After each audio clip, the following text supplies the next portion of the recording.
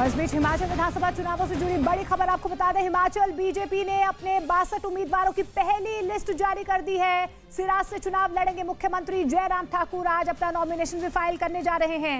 Himachal BJP ने अपनी पहली लिस्ट जारी कर दी। इससे पहले आपको बता दें कांग्रेस की तरफ से भी पहली लिस्ट जारी कर दी गई है। 46 उम्मीदवारों के नामों का ऐलान कर दिया गया है, लेकिन अब बीजेपी की पहली लिस्ट जारी कर दी गई है। कल ही केंद्रीय चुनाव समिति की एक बैठक हुई थी जिसमें प्रधानमंत्री नरेंद्र मोदी, जेपी नड्डा, तमाम वरिष्ठ नेताओं की तरफ से मंथन चिंतन किया गया और आज बीजेपी की पहली लिस्ट जारी कर दी गई है। 62 उम्मीदवारों की लिस्ट जारी कर दी गई है। सिराज से चुनाव लड़ेंगे मुख्यमंत्री जयराम ठाकुर और आज ही वो अपना नामांकन भी दाखिल करने जा रहे हैं। अनिल शर्मा मंडी से चुनाव लड़ेंगे। देखिए, विनेबल कैंडिडेट्स को एक बार फिर से यहां पर मौका दिया गया है। 62 उम्मीदवारों की लिस्ट जारी कर दी गई है। 12 नवंबर को हिमाचल प्रदेश में चुनाव होने हैं। ऐसे में अब पहली लिस्ट यहां पर बीजेपी की तरफ से भी जारी कर दी गई है। कांग्रेस से पहले ही अपनी पहली लिस्ट जारी कर दी है। 46 नामों का ऐलान कांग्रेस की तरफ से किया गया है। 62 उम्मीदवारों के नामों का ऐलान बीजेपी की तरफ से किया गया है। 68 विधानसभा सीटें हैं और 12 नवंबर को चुनाव होने हैं। ऐसे में मुख्यमंत्री एक बार फिर से सिराज उनका विधानसभा क्षेत्र है। विक्रांत यादव मेरे सहयोगी फोन लाइन के जरिए हमारे साथ जुड़ रहे हैं। विक्रांत, 62 उम्मीदवारों के नामों का ऐलान कर दिया गया है। कौन कौन से नाम है जिन पर भरोसा एक बार फिर से जताया गया बीजेपी की तरफ से?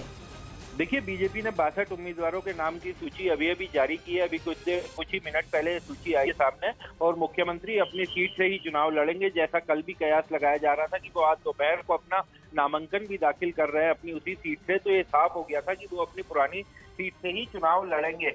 तो ये पूरी तरीके से क्लियर था कि वो अपनी सीट पर चुनाव लड़ेंगे। अनिल शर्मा जो है वो मंडी सीट से चुनाव लड़ रहे हैं। सतपाल सत्ती ऊना सीट से चुनाव लड़ रहे हैं। कुछ उम्मीदवारों के टिकट काटे भी गए हैं, कुछ विधायकों के टिकट काटे गए हैं और इसके कल देर रात तक बीजेपी मुख्यालय में सीईसी की बैठक चली थी जिसमें प्रधानमंत्री नरेंद्र मोदी भी शामिल हुए थे। काफी देर की मशक्कत के बाद काफी विचार विमर्श हुआ था और क्योंकि बीजेपी के सामने बड़ी चुनौती यह है कि वो राज्य में दोबारा से अपनी सरकार को रिपीट करे, दोबारा से चुनाव जीते और बीजेपी इसीलिए ये रणनीति बना रही थी और उसने कुछ उम्मीदवारों के नाम इसीलिए बदले हैं जिन विधायकों के बारे में कुछ शिकायतें आई थी या पार्टी को ऐसा लगा कि उनका कामकाज उतना अच्छा नहीं रहा जितना होना चाहिए था, तो उनकी जगह नए उम्मीदवारों को मौका भी दिया गया है।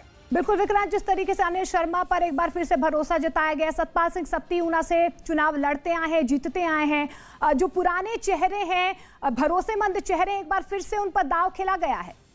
देखिए, बिल्कुल, क्योंकि पार्टी ने जो चुनाव की जब जिस समय लिस्ट पूरी तैयार हो रही थी और कोर ग्रुप के साथ भी जब बैठक हो रही थी तो उसमें बड़ा लंबा मंथन चला था। सीईसी की मीटिंग होने से पहले भी कल दिन भर हिमाचल कोर ग्रुप के नेताओं के साथ बैठक हुई। पहले गृह मंत्री और पार्टी अध्यक्ष के साथ मीटिंग हुई और उसके बाद शाम को सीईसी की बैठक हुई जिसमें प्रधानमंत्री शामिल हुए।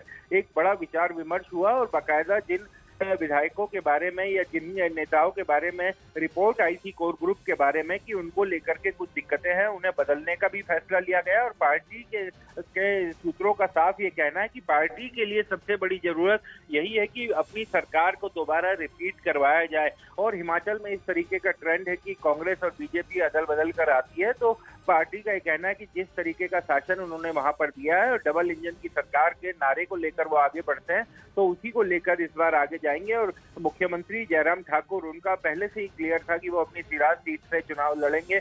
अनिल शर्मा को भी टिकट दिया गया है।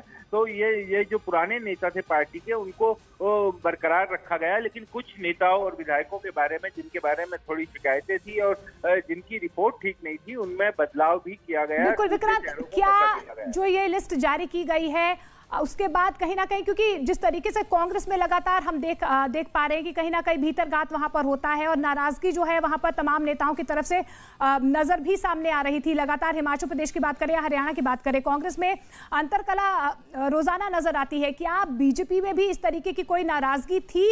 यही वजह है कि थोड़ी सी देरी हो गई पहले लिस्ट जारी करने में? देखिए, पार्टी का कहना है कि सीईसी से विचार विमर्श किए बिना नामों की घोषणा नहीं की जा सकती और सीईसी इसलिए महत्वपूर्ण है क्योंकि सीईसी के सदस्य प्रधानमंत्री नरेंद्र मोदी भी है। तो प्रधानमंत्री के काम के समय को मिलने के बाद सीईसी का फैसला हो सकता है, उससे पहले सीईसी नहीं हो सकती क्योंकि उसमें प्रधानमंत्री भी शामिल होते हैं। तो पार्टी का कहना है इसी कारण थोड़ी देर हुई, लेकिन कोई ऐसी देर इसलिए नहीं हुई क्योंकि अभी नामांकन में दिन बचे हैं और नामांकन के लिए समय पर्याप्त है उम्मीदवारों के पास नाम घोषित करने का। और दूसरा, पार्टी पार्टी का ये भी सूत्रों का ये भी कहना है कि कांग्रेस ने अभी 46 उम्मीदवारों की सूची जारी की है। कांग्रेस ने भले ही पहली सूची एक दिन पहले रात को जारी की हो, लेकिन बैठक पार्टी की बीजेपी की भी एक दिन पहले ही हुई थी। नाम हालांकि सवेरे घोषित किए गए और 46 कांग्रेस ने किए थे, 62 बीजेपी ने कर दिए हैं। तो बीजेपी के उम्मीदवार ज्यादा नाम सामने आए हैं उनकी पहली सूची में कांग्रेस के मुकाबले। और गुटबाजी जो स्थानीय स्तर की गुटबाजी है वो लगभग हर राज्य में हर पार्टी के पास होती है, लेकिन पार्टी का कहना है कि कोई ऐसी बड़ी गुटबाजी नहीं है जिसे कंट्रोल ना किया जा सके। और जिस तरीके से कांग्रेस में धड़े बने हुए हैं वैसे धड़े की समस्या बीजेपी के साथ नहीं है। बीजेपी का मानना है क्योंकि जो नेतृत्व है वो मजबूत नेतृत्व है, इस कारण धड़ेबाजी जो है वो निचले स्तर पर ही रहती है और उसका कोई असर चुनाव में नहीं देखने को मिलेगा। शुक्रिया विक्रांत फिलहाल इस तमाम जानकारी के लिए। तो आपको बता दें सिराज से चुनाव लड़ेंगे जयराम ठाकुर और अपनी पहली लिस्ट यहां पर बीजेपी की तरफ से जारी कर दी गई है। खबरों में आगे बढ़ते हैं। एनआईए ने आतंकी और गैंगस्टर के बीच गठजोड़ मामले में दिल्ली से एक वकील को गिरफ्तार किया है। गिरफ्तार किए गए वकील का नाम आसिफ बताया जा रहा है। एनआईए ने उनके घर से 4 पिस्तौल भी बरामद करने का दावा किया। इसके साथ साथ एनआईए ने काला जेठड़ी गैंग के सहयोगी राजू मोटा को भी गिरफ्तार किया है। एनआईए ने इस मामले में दिल्ली और पंजाब समेत 5 राज्यों में 50 से ज्यादा जगहों पर छापेमारी की थी। बताया गया है कि ये कार्रवाई भारत और विदेशों में आतंकियों, गैंगस्टर्स और ड्रग माफिया के गठजोड़ को खत्म करने के मकसद से की गई थी। रूस और यूक्रेन में छिड़ी भीषण जंग का एक वीडियो वायरल हो गया जिसमें टैंकों और बख्तरबंद गाड़ियों पर मिसाइलों से हमला होता दिखा। वहां एक सड़क से सेना का एक बड़ा काफिला गुजर रहा था, लेकिन तभी सड़क के दोनों ओर से बरसी मिसाइलों ने वहां कहर ढा दिया।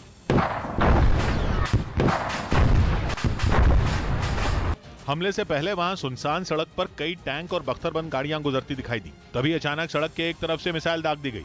इसके बाद कुछ ही पलों में वो अपने टारगेट से टकराई और उसे तबाह कर दिया गया। अभी कुछ ही सेकंड बीते होंगे कि एक और मिसाइल सड़क की दूसरी तरफ से छोड़ दी गई। उसने भी अपने निशाने को उड़ा दिया।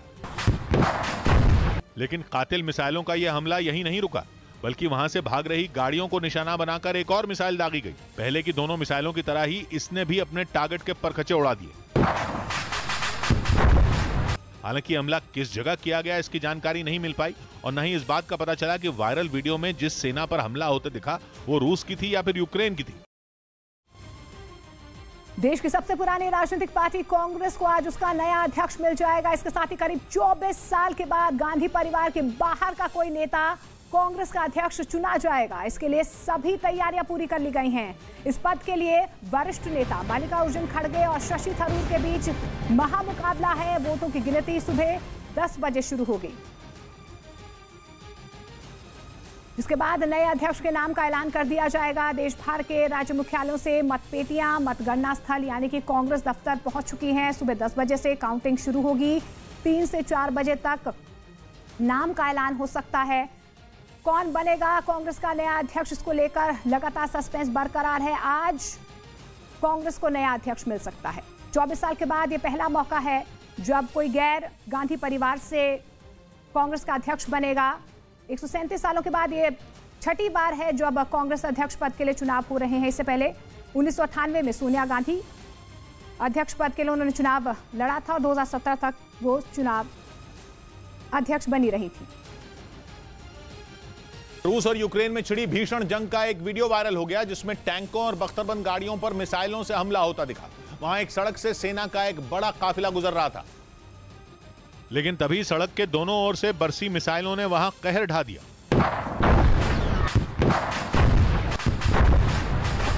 हमले से पहले वहां सुनसान सड़क पर कई टैंक और बख्तरबंद गाड़ियां गुजरती दिखाई दी। तभी अचानक सड़क के एक तरफ से मिसाइल दाग दी गई।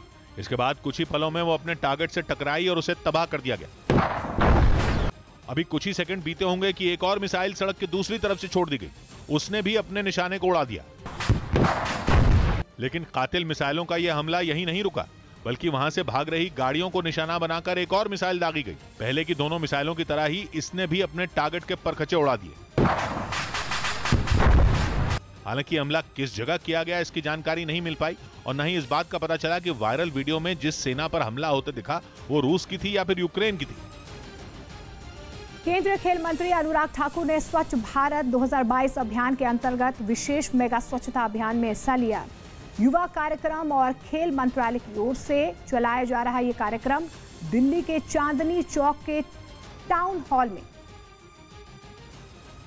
ये कार्यक्रम रखा गया था। अनुराग ठाकुर इस कार्यक्रम में शामिल हुए। गुलामी की मानसिकता से आजादी पानी है तो हमें कूड़े से भी आजादी पानी होगी। और गौरवशाली इतिहास की बात करते तो ऐतिहासिक स्थानों पर स्वच्छता अभियान चलाना होगा, उनको भी याद करना होगा।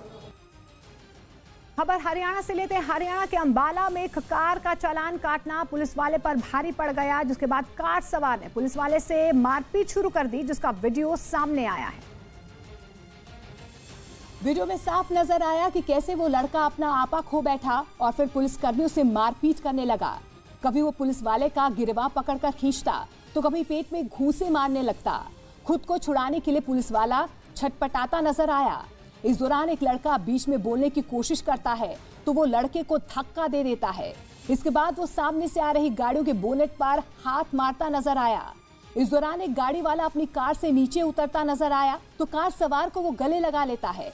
वीडियो 13 अक्टूबर का बताया जा रहा है, जिसको लेकर पुलिस ने आरोपी लविश बत्रा के खिलाफ मामला दर्ज कर लिया है। ये ओवर स्पीडिंग कर रहा था और इसको जब फ्लैग डाउन किया गया हमारी नाका टीम द्वारा, तो इसने बल्कि एक मोटरसाइकिल के अंदर अपनी गाड़ी मारी और एक्सीडेंट कर दिया और भागने की कोशिश की। मौके से जब आरोपी को पुलिस ने पकड़ा तो पुलिस वालों से मारपीट करने लगा। वीडियो के आधार पर पुलिस ने आरोपी के खिलाफ मामला दर्ज कर लिया है। नेटो और रूस दोनों ने परमाणु ड्रिल शुरू कर दी और दोनों के बॉमर आसमान में गरजे। नेटो में शामिल 14 देशों के लड़ाकू विमान बेल्जियम में ड्रिल कर रहे हैं, जिसमें अमेरिका का B-52 बॉमर भी शामिल है। यह बॉमर चर्चा का विषय इसलिए बना हुआ है क्योंकि यह कहीं भी परमाणु बम गिरा सकता है और इसी वजह से अमेरिका के B-52 बॉमर से दुनिया डर रही है, क्योंकि इससे होने वाली बमों की बारिश चुटकियों में जमीन का एक हिस्सा तबाह कर सकती है। बेल्जियम और ब्रिटेन के पास नॉर्थ सी में चल रहे इस अभ्यास के दूसरे दिन अमेरिका के USS जॉर्ज H.W. बुश ने हिस्सा लिया और इस एयरक्राफ्ट कैरियर से लड़ाकू विमानों ने उड़ान भरी। इसके अलावा अमेरिका के रैप्टर F-22 और F-16 ने भी आसमान में दम दिखाया। इन लड़ाकू विमानों ने ब्रिटेन के पास नॉर्थ सी के ऊपर उड़ान भरी। नेटो में शामिल 14 देश ये ड्रिल अमेरिका की अगुवाई में कर रहे हैं। So it's a great opportunity to, like I said, build our partnerships. NATO की ये परमाणु ड्रिल 30 अक्टूबर तक चलेगी, जिसमें 60 से अधिक लड़ाकू विमान दुनिया को अपनी परमाणु शक्ति दिखाएंगे। नेटो इसे रूटीन एक्सरसाइज बता रहा है, लेकिन पर्दे के पीछे की कहानी पूरी दुनिया जानती है। और इस कहानी के हीरो हैं पुतिन, जिनकी परमाणु धमकी ने नेटो में हड़कंप मचा दिया, क्योंकि पुतिन किसी से नहीं डरते। यूक्रेन पर हमला करके उन्होंने नेटो को सीधी चुनौती दी और बाइडेन देखते रह गए। रही सही कसर उन्होंने तब पूरी कर दी जब यूक्रेन के 4 इलाकों में रेफरेंडम करवा दिया और डंके की चोट पर बोल दिया कि खैरसॉन, डोनेस्क, लुहांस्क और जापोरिजिया का रूस में विलय होगा और अगर किसी ने इस मामले में टांग अड़ाई तो उसे परमाणु हमला झेलना पड़ सकता है। माना जा रहा है कि पुतिन की इसी धमकी ने बाइडेन एंड कंपनी को अपना परमाणु दम दिखाने पर मजबूर कर दिया। लेकिन बात यहीं खत्म नहीं होती, क्योंकि रूस ने भी परमाणु ड्रिल शुरू कर दी है। पहले ही आ चुकी थी कि ये बात रूस की न्यूक्लियर ड्रिल भी अक्टूबर में ही होगी और अब उसका वीडियो भी सामने आया है, जिसमें रूस का Tu-95 बॉमर उड़ान भरता नजर आया। रूस का ये बॉमर क्रूज मिसाइल लेकर उड़ा, जिसके जरिए उसने अमेरिका को बता दिया कि रूस बॉमर का जवाब बॉमर से देना जानता है। एक दिन पहले ही खबर आई थी कि रूस के 7 Tu-160 नेटो देश नॉर्वे की सीमा के पास तैनात हैं और अगले ही दिन रूस के बॉमर की ड्रिल का वीडियो आ गया। मतलब पुतिन बाइडेन से कह रहे हैं कि तू डाल तो मैं पात। यही नहीं, पुतिन ने बाइडेन को चिढ़ाने के लिए यह भी ऐलान कर दिया कि वो यूक्रेन के रेफरेंडम वाले इलाकों को न्यूक्लियर प्रोटेक्शन देंगे। मतलब पुतिन ने फिर से बता दिया कि वो खैरसॉन, डोनेस्क, लुहांस्क और जापोरिजिया को अपना हिस्सा मानते हैं और उनके खिलाफ बोलने वालों को सबक सिखा सकते हैं, क्योंकि ये दूसरी बार है जब उन्होंने इन 4 इलाकों की रक्षा के लिए परमाणु हथियारों के इस्तेमाल की बात कही और बता दिया कि यूक्रेन के जिन 4 इलाकों में जनमत संग्रह हुआ, वहां की रक्षा पुतिन परमाणु हथियारों से करेंगे, क्योंकि रूस ने बयान दिया कि खैरसॉन, डोनेस्क, लुहांस्क और जापोरिजिया उसके न्यूक्लियर अम्ब्रेला का हिस्सा हैं और वो उनकी भी वैसे ही रक्षा करेगा जैसे रूस के बाकी इलाकों की करता है। मतलब नेटो ड्रिल करे या धमकी दे, पुतिन नहीं डरने वाले। वो डंके की चोट पर परमाणु ड्रिल भी कर रहे हैं और यूक्रेन के 4 इलाकों को रूस का भी बता रहे हैं और इसीलिए डर लग रहा है कि कहीं ड्रिल के नाम पर परमाणु युद्ध की तैयारी तो नहीं हो रही, या यूं कहें कि अक्टूबर महीने में हो रही न्यूक्लियर ड्रिल परमाणु जंग का ट्रेलर तो नहीं है। उत्तर प्रदेश के प्रयागराज से हैरान करने वाली तस्वीरें सामने आई है। यहाँ पर जिले के एसएसपी के दफ्तर में उस वक्त अफरा तफरी मच गई जब एक आदमी ने अपनी ही मोटरसाइकिल में आग लगा दी। आरोप है कि जमीन से जुड़े मुद्दे पर उसकी शिकायत पुलिस वाले नहीं सुन रहे थे और वो एसएसपी से मिलकर अपनी बात रखना चाहता था। और इसमें भी देरी हुई तो उसका पारा इतना चढ़ गया कि उसने अपनी ही मोटरसाइकिल को आग के हवाले कर दिया। कुछ ही पलों में उसकी बाइक पूरी तरह आग की चपेट में आ गई। ये देखकर वहां मौजूद पुलिस ने पहले तो अपने स्तर पर आग को बुझाने की कोशिश की, लेकिन जब बात नहीं बनी तो दमकल कर्मचारियों को वहां पर बुलाया गया, जिसके बाद दमकल विभाग के लोगों ने कुछ ही देर में आग को बुझा दिया। हालांकि तब तक वो मोटरसाइकिल जलकर राख हो चुकी थी। खबर है कि पुलिस आग लगाने वाले को हिरासत में लेकर पूछताछ करने में जुटी है। उत्तराखंड के केदारनाथ से एक दिल दहला देने वाली घटना सामने आई। वहां गरुड़ चट्टी के पास यात्रियों को ला रहा एक हेलीकॉप्टर क्रैश हो गया, जिसमें पायलट समेत 7 लोगों की दर्दनाक मौत हो गई। बताया गया कि खराब मौसम और घाटी में कोहरा होने की वजह से यह हादसा हुआ। केदारनाथ से नीचे गुप्तकाशी की तरफ जाते वक्त जो है उनका घटना हो गया। वहीं घटना की जानकारी मिलते ही एसडीआरएफ और पुलिस की टीम ने रेस्क्यू ऑपरेशन चलाया। खबर झारखंड से लेते हैं। झारखंड के गोड्डा से चौंकाने वाली तस्वीरें सामने आई हैं। यहाँ पर एक महिला ने बीच सड़क पर एक आदमी की जमकर पिटाई कर दी। आरोप है कि वो आदमी महिला की बहन को ब्लैकमेल कर रहा था, जिस पर उस महिला को इतना गुस्सा आया कि उसने बीच सड़क पर ही आरोपी को पीट दिया। ये देखकर वहां कुछ लोग इकट्ठा हो गए, जो महिला का पक्ष लेकर आरोपी से लगातार पूछताछ करते रहे। बताया गया कि आरोपी झारखंड पुलिस का सिपाही है और वो अपनी वर्दी का रौब दिखा रहा था, लेकिन थोड़ी ही देर में लोगों के तेवर देखकर उसने चुप रहने में ही भलाई समझी। इस बीच महिला ने कई बार उस पर थप्पड़ बरसाए। बाद में खबर मिलने पर वहां पहुंची पुलिस ने आरोपी को हिरासत में ले लिया।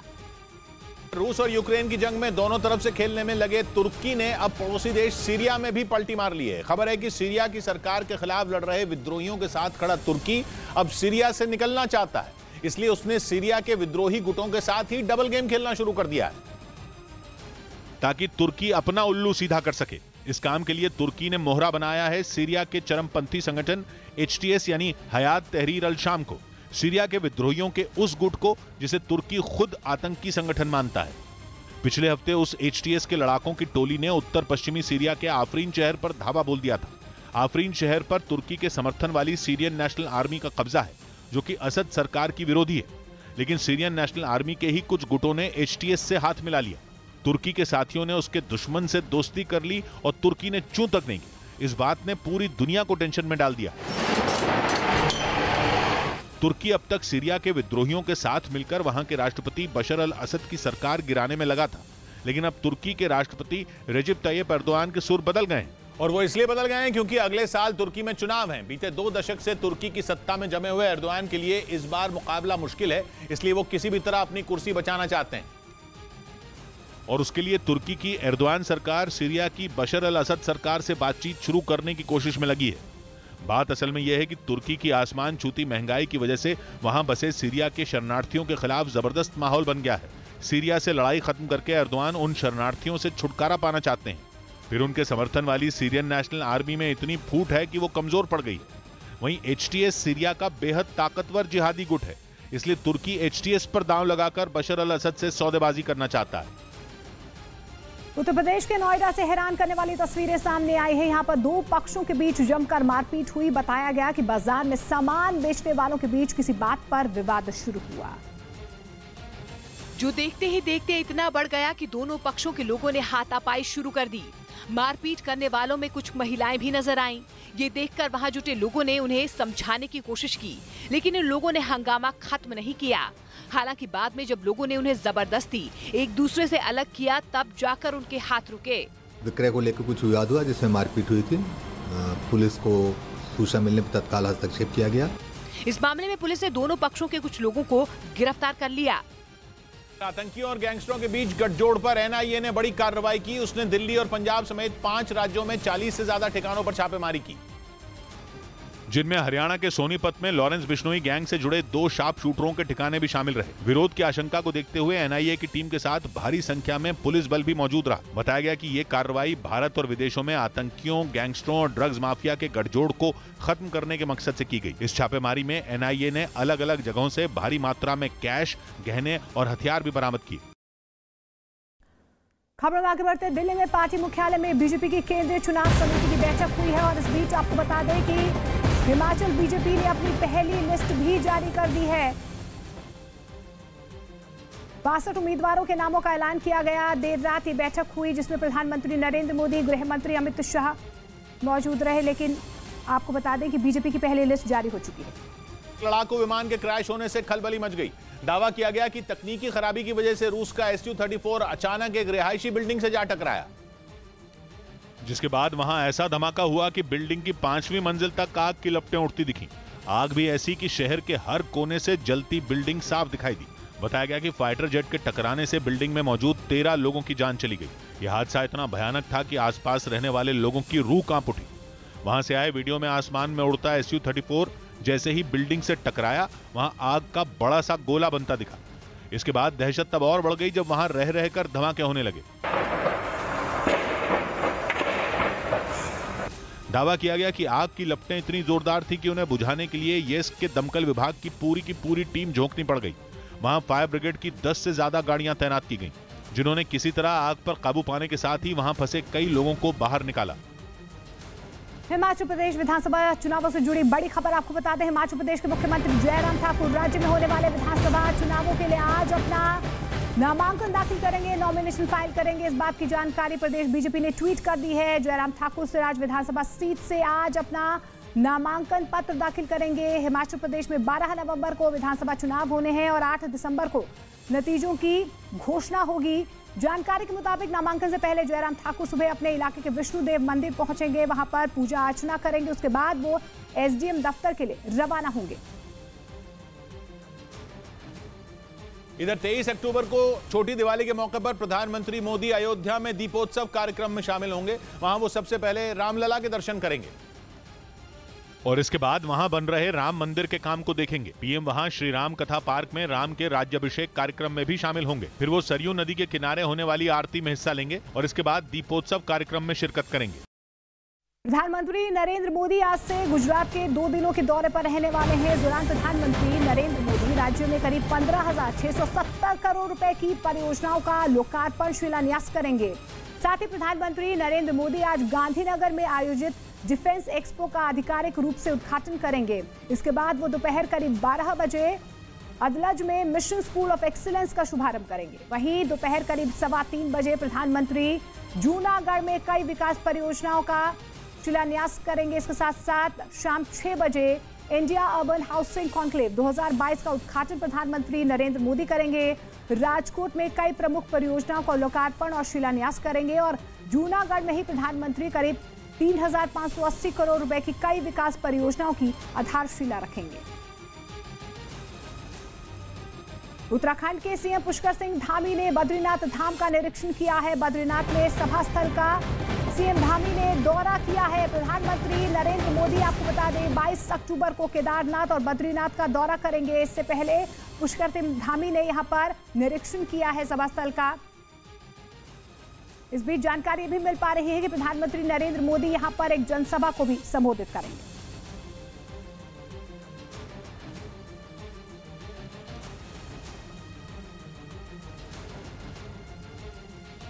इस बीच आशंका है कि बीते 8 साल से गृह युद्ध की आग में सुलग रहे यमन में अब भयानक जंग छिड़ सकती है। आर पार की ऐसी जंग जो यमन की कुर्सी का किस्सा ठिकाने लगा दे।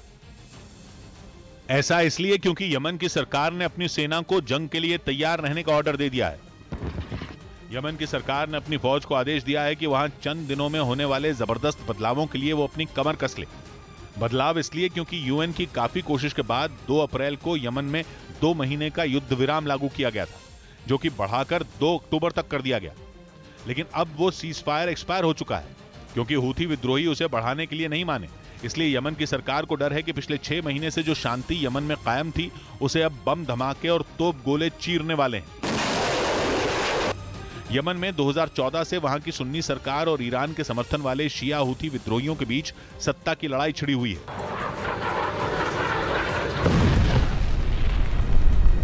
राजधानी सना पर भी हूथी विद्रोहियों का ही राज है, लेकिन लग रहा है कि अब यमन की सरकार ने हूथी लड़ाकों के कब्जे से सुई की नोक बराबर जमीन छीनने का भी प्लान बना लिया है। हिमाचल प्रदेश विधानसभा चुनावों के लिए कांग्रेस ने उम्मीदवारों की पहली लिस्ट जारी कर दी है। कांग्रेस ने पहली सूची में 46 सीटों पर उम्मीदवारों का ऐलान किया है। हालांकि 22 सीटों पर उम्मीदवारों के नामों का ऐलान अभी भी बाकी है। कांग्रेस ने डलहौजी विधानसभा सीट से आशा कुमारी को उम्मीदवार बनाया है, तो वहीं नगरोटा से RS बाली, नादौन से सुखविंदर सिंह सुक्खू, शिमला ग्रामीण से विक्रमादित्य सिंह को प्रत्याशी बनाया गया है। पूर्व क्रिकेटर रॉजर बिनी को बीसीसीआई का 36वां अध्यक्ष चुन लिया गया।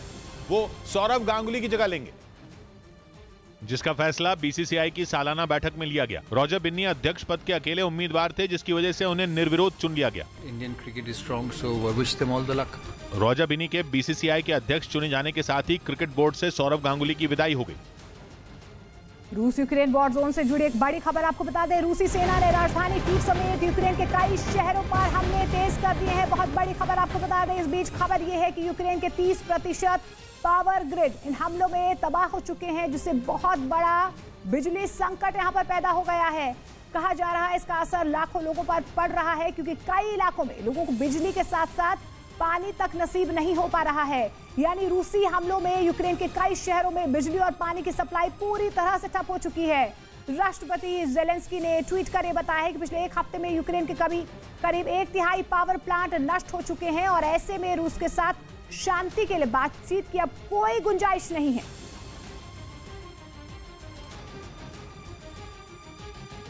खबर है कि चीन कभी भी ताइवान पर हमला कर सकता है। यह आशंका किसी और ने नहीं बल्कि ताइवान के सबसे बड़े मददगार अमेरिका ने जताई और दावा किया कि चीन की सरकार ने ताइवान पर कब्जा करने की रणनीति पर काम तेज कर दिया है। और इसी के तहत उसने पिछले 2 महीनों में ताइवान की घेरेबंदी कर हर तरफ से मिसाइलें भी दागी थी, जिनमें कई तो ताइवान की हवाई सीमा से भी गुजरी थी। इसके साथ ही पिछले दिनों उसने ताइवान को डराने के लिए उसकी समुद्री सीमा के पास बड़ी मिलिट्री ड्रिल भी की थी। और अब तो शी जिनपिंग ने ताइवान की आजादी छीनने के लिए अपनी सेना को भी वहां उतारने की धमकी दे दी। उन्होंने साफ कर दिया कि ताइवान को अपने देश में शामिल करने के लिए चीन कुछ भी करेगा। और शी के इसी बयान ने अमेरिका की भी नींद उड़ा दी। उनके विदेश मंत्री एंटनी ब्लिंकन ने आशंका जता दी कि चीन किसी भी वक्त ताइवान पर हमला कर सकता है। इसीलिए अमेरिका भी चीन को ताइवान पर हमले के लिए आमादा देखकर प्रशांत महासागर में मौजूद अपनी नौसेना के बेड़े को मजबूत करने में जुट गया। और खबर है कि इसके लिए उसने पश्चिम प्रशांत महासागर में मौजूद अपने खतरनाक जंगी जहाज USS प्रूएंस को एंटी शिप मिसाइलों से लैस करना शुरू कर दिया, जिसे जंग के दौरान दुश्मन पर घातक क्रूज मिसाइलों से हमला करने में माहिर माना जाता है। असल में अमेरिका भी जानता है कि जंग छिड़ने पर उसे चीन को रोकने के लिए समंदर में मौजूद उसके जंगी जहाजों पर लगातार बमबारी करनी होगी। और उसका युद्धपोत USS प्रूएंस तो गाइडेड क्रूज मिसाइलों से दुश्मन के ठिकानों को तबाह करने के लिए ही जाना जाता है। अमेरिका का यह जंगी जहाज वर्टिकल लॉन्चिंग सिस्टम से लैस है, जिसकी मदद से एक के बाद एक 96 घातक मिसाइलें दागी जा सकती हैं। और यह एंटी सबमरीन रॉकेट भी दाग सकता है। साथ ही इसमें नजदीकी हमले के लिए तोप और मशीन गन भी तैनात रहती हैं। और इसकी सबसे बड़ी खासियत है कि यह समंदर में भी करीब 60 किलोमीटर प्रति घंटा की रफ्तार से फर्राटा भर सकता है। और अमेरिका को इस जंगी जहाज को आधुनिक मिसाइलों से लैस करने की जरूरत इसलिए पड़ी क्योंकि खबर है कि जंग छिड़ने पर चीन प्रशांत महासागर में मौजूद उसके सबसे बड़े सैन्य अड्डे गुआम को भी निशाना बना सकता है, जिसके लिए उसने अपने जंगी जहाजों में तैनात लड़ाकू विमानों पर हाइपरसोनिक मिसाइलें लोड कर दी। और उसने जिन हाइपरसोनिक मिसाइलों को समंदर में तैनात किया, उनकी मदद से हवा, जमीन और समंदर तीनों जगहों पर मौजूद दुश्मन को निशाना बनाया जा सकता है। और दावा है कि ये मिसाइलें आवाज की स्पीड से 10 गुना तेज यानी 12,000 किलोमीटर प्रति घंटा की रफ्तार से टारगेट की ओर उड़ान भरती हैं। साथ ही कहा जा रहा है कि इनकी रेंज करीब 3,000 किलोमीटर है, जिनकी मदद से चीन गुआम सैन्य अड्डे पर मौजूद अमेरिका के घातक हथियारों के जखीरे को आसानी से निशाना बना सकता है। खबर बिहार से लेते हैं। बिहार के पूर्णिया में प्रशासन ने सड़क किनारे बने अतिक्रमण को गिरा दिया, जिसके बाद अतिक्रमण करने वालों की तरफ से विरोध जताया गया। लेकिन प्रशासन का बुलडोजर एक बार शुरू हुआ तो फिर पूरा का पूरा अतिक्रमण हटाकर ही रुका। इस दौरान शहर के अलग अलग हिस्सों में सड़क पर कब्जा करके बना दी गई दुकानों को गिरा दिया गया। बुलडोजर के पीले पंजे की कार्रवाई से अफरा तफरी मच गई। इस दौरान माहौल खराब न हो, इसका भी पूरा इंतजाम किया गया था। भारी तादाद में पुलिस फोर्स के साथ प्रशासन की टीम शहर के अलग अलग इलाकों में बुलडोजर के साथ पहुंची थी। बताया गया कि लगातार इस तरह के अतिक्रमण को हटाया जाता रहा है, लेकिन हर बार फिर से अतिक्रमणकारी दुकानें खड़ी कर दी जाती हैं, जिससे शहर में जैम लग जाता है। बिहार के कई जिलों में नदियों के कटाव से लोगों की मुसीबत बढ़ती ही जा रही है, जिसकी एक तस्वीर राज्य के बगहा से सामने आई, जहां कुछ मकान चंद सेकंड में ही नदी में समाते नजर आए। मकानों के पलक झपकते ही नदी में गिरने की वजह से कई गांवों के लोग दहशत में हैं। बगहा जिले का ही एक स्कूल तो कटाव से महज चंद मीटर की दूरी पर है, जो कभी भी गिर सकता है। इसी वजह से एहतियातन स्कूल को खाली करा लिया गया। सामान वहां से हटाकर अलग बिल्डिंग में रखा जा रहा है। मकान के नदी में समाने की घटना सिर्फ बगहा में ही नहीं हुई, बल्कि इससे पहले भागलपुर में भी कई मकान बाढ़ की भेंट चढ़ चुके हैं, जिसकी वजह से वहां रहने वाले सैकड़ों लोग बेघर हो गए। खबर हरियाणा से लेते हैं। हरियाणा के पंचकुला की रहने वाली सौम्या ठाकुर ने अपने दम पर जो पहचान हासिल की है, वो लोगों के लिए मिसाल बन गई है। Saumya Thakur wheelchair world contest में हिस्सा लेंगी। चेहरे पर मुस्कान और आंखों में कुछ कर गुजरने का जुनून, ये है हरियाणा के पंचकुला की रहने वाली सौम्या ठाकुर, जो दिव्यांग है और चल फिर नहीं सकती, लेकिन अपनी इस कमजोरी को जब हथियार बनाया तो अपना एक अलग मुकाम हासिल कर लिया। और अब सौम्या ठाकुर किसी परिचय की मोहताज नहीं रही। सौम्या ठाकुर मेक्सिको में होने जा रहे व्हीलचेयर अवार्ड कॉन्टेस्ट 2022 में भारत का प्रतिनिधित्व करेंगी। वीडियो ऑडिशन लिया था और हमारा पहले का काम देखा, and they choose me and they made me miss wheelchair world India. Wheelchair world 2022 contest Mexico में 23 से 29 अक्टूबर तक होने जा रहा है, जिसमें भारत के अलावा 27 देश इसमें हिस्सा ले रहे हैं। सौम्या ठाकुर के चयन के बाद से ही परिवार वाले बेहद खुश हैं। सौम्या ठाकुर फिलहाल एक निजी कंपनी में HR का काम करती हैं। यूक्रेन जंग में पुतिन की जीत के लिए अपनी ताकत झोंक देने वाले चेचन कमांडर रमजान कादिरोव के खिलाफ चेचनिया में ही विद्रोह हो गया। वहां उनके समर्थकों और विद्रोहियों के बीच जमकर गोलीबारी हुई। इसके बाद कादिरोव की बेटी की सुरक्षा और सख्त कर दी गई, जो कि चेचनिया की सरकार में मंत्री हैं। क्योंकि वहां गृह युद्ध जैसे हालात के बीच विद्रोहियों ने कादिरोव के समर्थकों पर जोरदार फायरिंग की, जिसके बाद रमजान कादिरोव के समर्थकों ने भी विद्रोहियों को जवाब दिया। खबर के मुताबिक दोनों के बीच ये झड़प काफी देर तक चलती रही। हालांकि चेचन लड़ाकों के आगे विद्रोही टिक नहीं पाए और भाग खड़े हुए, लेकिन कहा जा रहा है कि ऐसा पहली बार हुआ जब कादिरोव के खिलाफ इस तरह की खुली बगावत हुई, और इसी वजह से उनकी 22 साल की बेटी की सुरक्षा और भी कड़ी कर दी गई। कादिरोव को चिंता सताने लगी कि कहीं विद्रोही उनके परिवार पर ही हमला न कर दें, क्योंकि 15 साल से ज्यादा वक्त से कादिरोव चेचनिया की सत्ता संभाल रहे हैं, लेकिन उन्होंने अपने ही लोगों का ऐसा विरोध कभी नहीं देखा था। और अब जो विरोध हुआ उसकी वजह है पुतिन, जिनके एक आदेश पर कादिरोव अपनी जान भी दे सकते हैं और किसी की जान ले भी सकते हैं। और इसीलिए उन्होंने पुतिन के एक इशारे पर सैकड़ों की संख्या में चेचन लड़ाकों को यूक्रेन भेज दिया, जो पिछले 8 महीनों से यूक्रेन की जंग में अपना खून बहा रहे हैं। पुतिन से किए गए कादिरोव के वादे को पूरा करने के लिए वो अपनी जान तक दे रहे हैं। यूक्रेन ने कई बार यह दावा किया कि 8 महीने की जंग में सैकड़ों चेचन लड़ाके मारे जा चुके हैं। यही वजह है कि रमजान कादिरोव ने कुछ रोज पहले यह कसम खाई थी कि वो जंग में 70,000 और चेचन लड़ाके भेजेंगे। माना जा रहा है कि इसके बाद से ही चेचनिया में उनका और उनके आका पुतिन दोनों का विरोध शुरू हो गया। लेकिन लगता है कि कादिरोव ने इसकी कभी भी परवाह नहीं की, क्योंकि पश्चिमी मीडिया ने दावा किया कि वो चेचनिया के लोगों को जबरन जंग में लड़ने के लिए भेज रहे हैं, और जो उनका हुक्म मानने से इनकार कर रहा है उसे जेल में डाल दिया जा रहा है। कई लोगों को तो उनके परिवार की मौत का डर दिखाकर जंग में शामिल होने के लिए तैयार किया जा रहा है।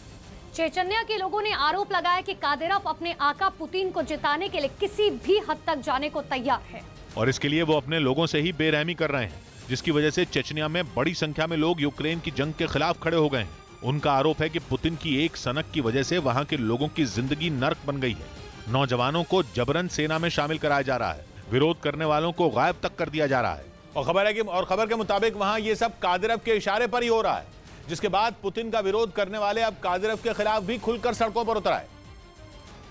साथ ही कई विद्रोहियों ने हथियार भी उठा लिए। खबर है कि उन्होंने चेचन लड़ाकों से ही जंग शुरू कर दी। माना जा रहा है कि इसके बाद अब तक विरोध से बेपरवाह रहे कादिरोव के भी कान खड़े हो गए। उन्हें इस बात की चिंता सताने लगी कि अगर चेचनिया में गृह युद्ध छिड़ गया तो फिर यूक्रेन की जंग का क्या होगा। उनके लड़ाके एक साथ 2 मोर्चों पर कैसे लड़ेंगे, और अगर वो ऐसा नहीं कर पाए तो फिर पुतिन से किए गए उनके वादे का क्या होगा। इसके साथ ही उन्हें अपने परिवार की सुरक्षा की चिंता भी सताने लगी। तभी तो उन्होंने अपनी बेटी की सुरक्षा इतनी तगड़ी कर दी कि परिंदा भी उसके आसपास पर न मार सके। और इसके बाद कादिरफ ने अपने खूंखार अंदाज में विद्रोहियों को चेतावनी दी कि उनके खिलाफ वो ऐसी कार्रवाई करेंगे जिसके बारे में किसी ने अब तक सोचा भी नहीं होगा। खबर बिहार से लेते हैं। बिहार के भागलपुर से हैरान करने वाला मामला सामने आया है। यहाँ पर एक निजी स्कूल के टीचर पर अपने छात्र को बेरहमी से पीटने का आरोप लगा है। आरोप है कि स्कूल के टीचर अंसारी गुलाम रसूल ने 9वीं क्लास में पढ़ने वाले छात्र से कुछ सवाल किए थे, जिसका छात्र जवाब नहीं दे पाया। टीचर पर आरोप लगाया गया कि उसके बाद टीचर अंसारी गुलाम रसूल आग बबूला हो गए और उन्होंने छात्र की छड़ी से बेरहमी से पिटाई कर दी, जिसके निशान छात्र के शरीर पर नजर आए। यही नहीं बताया गया कि इसके साथ ही कई और छात्रों की भी पिटाई कर दी गई।